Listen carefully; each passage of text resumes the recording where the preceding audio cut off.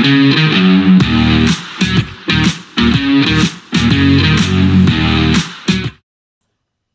welcome back to the Supercoach Enough channel. In this video we're going to do the Game Week 37 preview, albeit a little bit earlier than usual.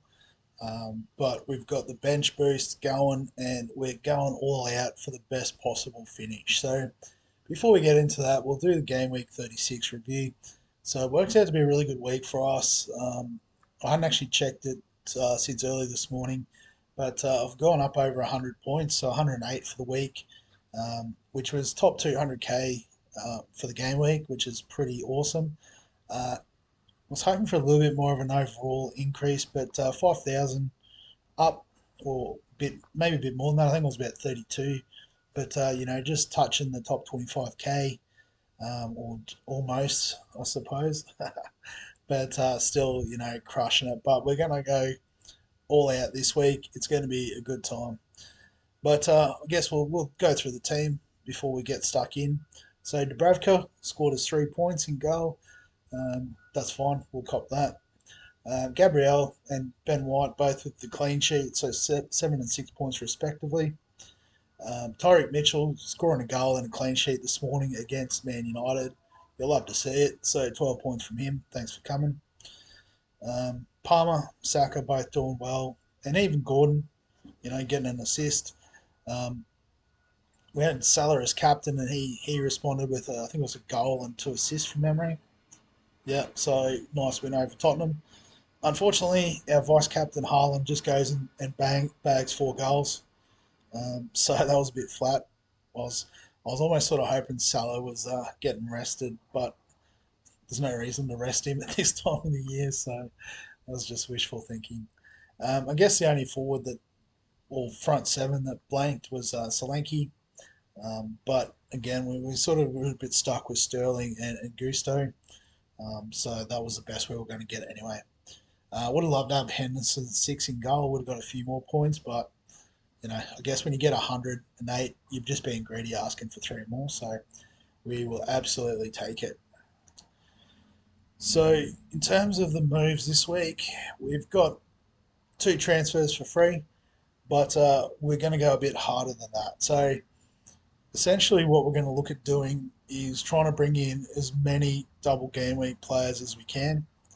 I guess we do have some consideration for game week 38, but a lot of the picks will sort of work out well for that. So the teams that we're targeting: Man City, so I've got Haaland here, plays Fulham, and then Spurs, who, defence is leaking at the moment.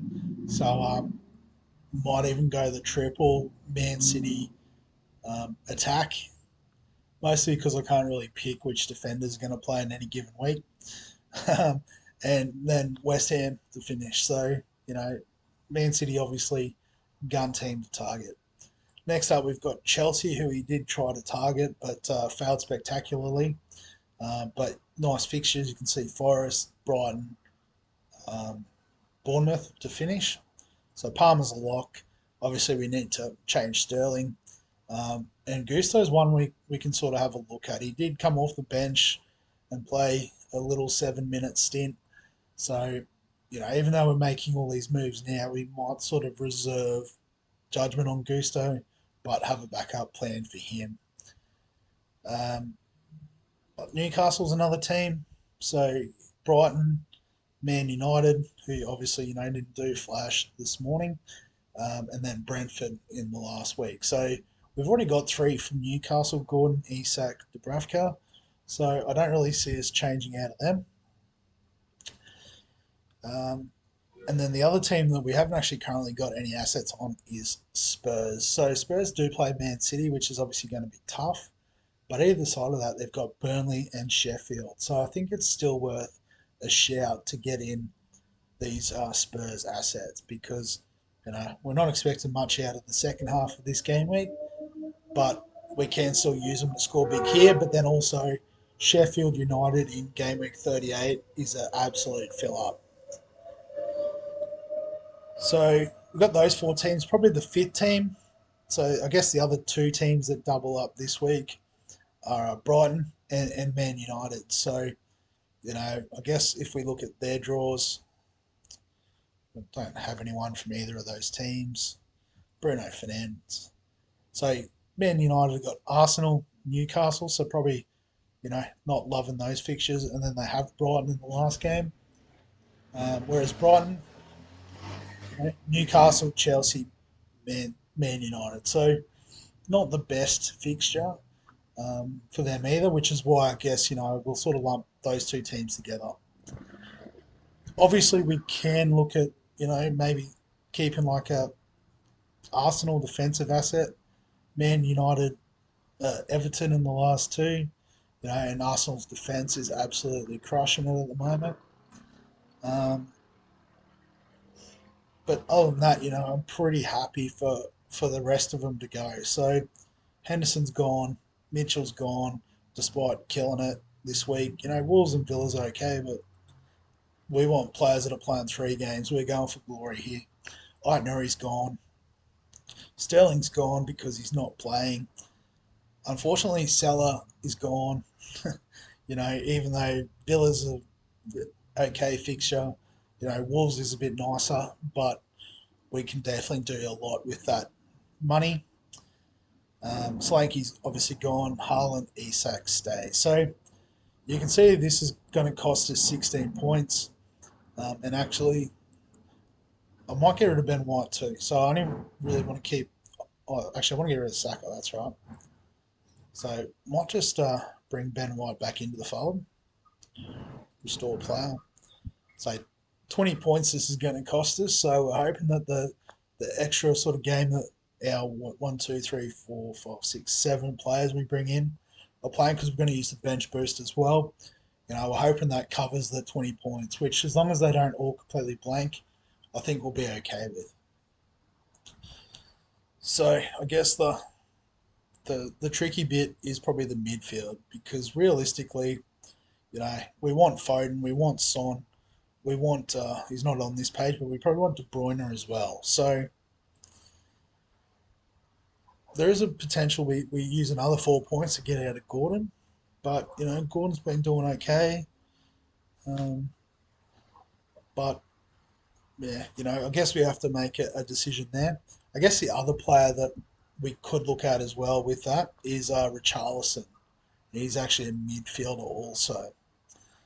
So, the way I'm leaning at the moment is if we go Foden, Son, and I'll have to go to Spurs and Richarlison. So, I guess it's basically down to Son or De Bruyne. So if we look at De Bruyne to start with,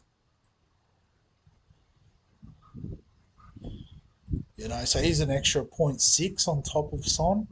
So I think, probably will score more points. So actually, I'm going to go with De Bruyne and we'll see how it goes. So like I said, triple Man City attack, I am there for. Like if you look at the defensive points, they're fairly well spread out, but nothing too major there to concern ourselves with. Maybe Rico Lewis if he's in the team, but he's currently not. He'd be really handy at 4.2. What about Gomez? Is he playing? No.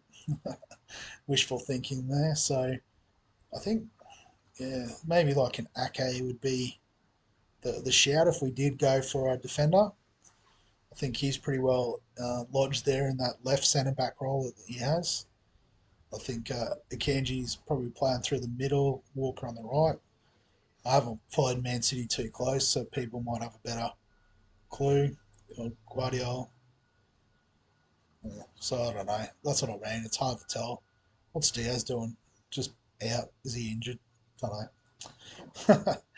Should follow him a bit closer. I guess the obvious shout is you just go Edison and goal, lock in a couple of clean sheets. But yeah, we want to try and get some more attacking type stuff too. Um, so then I guess the next sort of slot we want to fill is the forwards. And I guess we look through the list. Could go Alvarez, but 8 minutes in the game last week doesn't bode well. a bit of a rotation option potentially. But we're going to go for Nicholas Jackson. Chelsea probably nailed on. Went well on the weekend against Spurs. Good fixtures. We're going to back that in. Uh, so you can see now we've got triple Man City, triple Chelsea, triple Newcastle. So I guess the issue that this creates is that we're going to probably need the Spurs players are going to end up in our defensive slots. But as we said, they've got Burnley, they've got Sheffield United. I don't think it's actually the worst shout. So I need to go to the team. So I'm going to get Vicario in goal. And even if, we don't necessarily have to put him on field this week because of the bench boost, but I think if we look at the game 38 fixtures between, these two, I'll probably play Vicario against Sheffield United. If Tottenham's ever going to get a clean sheet, it's going to be against Sheffield United. So play him, play Pedro Porro. So that leaves us with 7.6 for a defender. So, I mean, what we could do potentially is if we really did want to get Son, we could still bring Son in. That gives us 4.5 to spend on a defender. So, we talked about it being either from Brighton or Man United. So if we have a look at Brighton, you've got Ben Dunk, who centre back, so probably good for a clean sheet, but the odd goal, don't really rate it. Eagles an interesting one. I think he is playing as one of the wing backs, potentially. But if we have a look at Man United, their defensive stocks are completely cooked. It's basically Dallo and Wan Bissaka, but they would be the two wing backs. So there's potential there to bring Wan Bissaka in at 44. So you can see he's pretty well nailed on.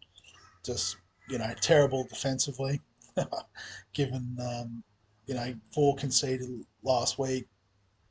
Four conceded back there. So that's the only reason he's not scoring is they're leaking goals.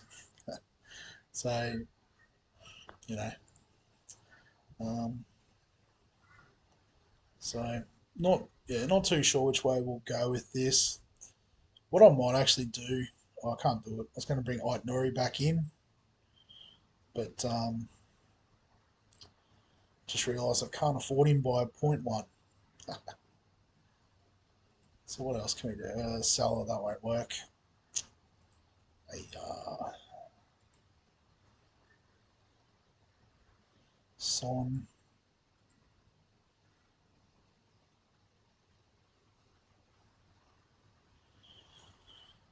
Um, yeah, we might have to commit on the spot, and I am interested in this Eagle, but yeah, no attacking stats, which isn't ideal. So yeah, not too sure which way to go here. Can't go Dunk, too expensive. Veltman, he doesn't seem like he's nailed on either. Got no idea what's going on here.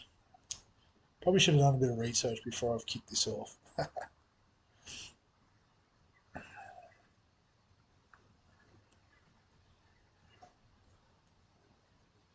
So I guess what we'll do is I won't actually lock these trades in.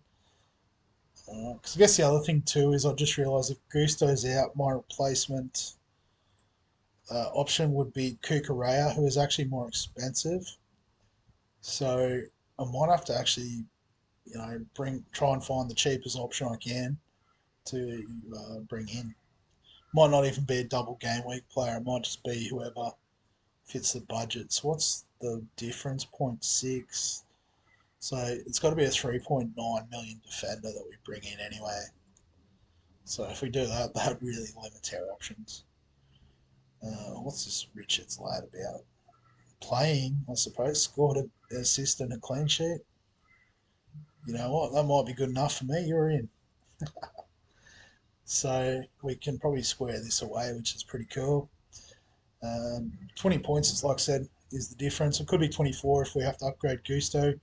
Obviously, the two Arsenal defenders won't have the double games, but we're just banking on them to get us a clean sheet. Where I don't think we could do that for a lot of the other defenses, Man City excluded. But again, we don't really have a feel on what the best option is there. So let's do it. Make the transfers, bang, lock it in, pick the team. First thing we're going to do is hit the bench boost. So it's just really who we want to get on field to make it look good. So we'll put Vicario in goal just because he's more expensive. Um, so slide Richards, Gusto there in defence.